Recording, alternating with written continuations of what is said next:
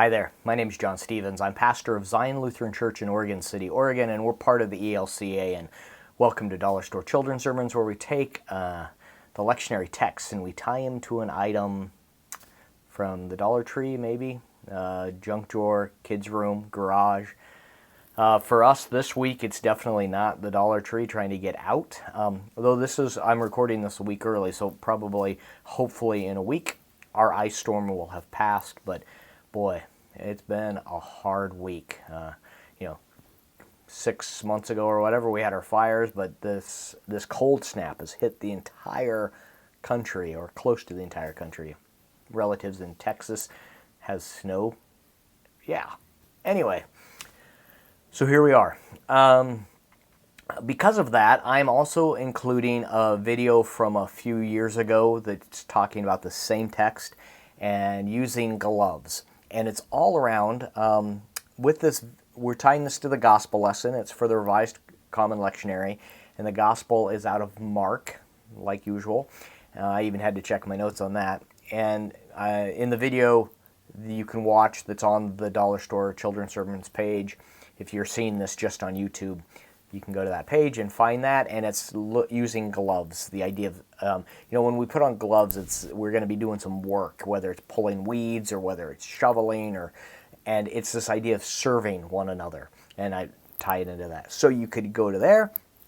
The other item I'm thinking about using is a pencil, and I use this pen. I use the pencil to talk to my kids about God's grace and God's love, and that it is a gift. God's grace and God's love is a gift, but we're called to use it. It's still a gift. They give you the pencil, it's your pencil. God gives you love, it's our love. God gives us grace and salvation, that's a gift, period. Then we are called, and I'm pulling this on pick up your cross and follow me. We are called to use what God has put into our lives and pick it up and use it and bring it into the world for service. So that a pencil is much more useful if you write with it. It can sit there for a long time. I've got about 4 fountain pens over here that sometimes I use them. I use a fountain pen almost all the time, but there's some that are not very useful because they just sit there. But they're still mine. They're a gift to me. And so looking at what we've been given and what we are called to use for the world. So a pencil. Put the pencil, that's your pencil. But it's a lot more useful when you pick it up. And I'm using this for the kids' sermon to move it away from the call to suffering. There's really bad theology wrapped around this idea of this is your cross to bear. Too many times I've heard horror stories where someone has said, my pastor said that in this abusive relationship, that was my cross to bear, which is ridiculous, and it's abusive.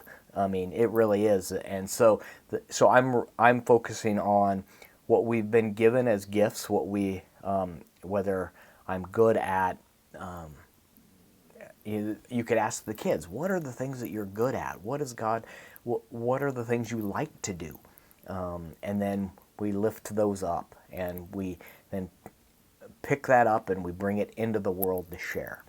So that's the direction or springboard that I'm going with. So as I said, you could check the other video that talks about serving, whether it be, you could use the gloves, you could use an apron, you can use, a tray, a serving tray, all kinds of different things to talk about serving. But I'm taking that direction of the pencil.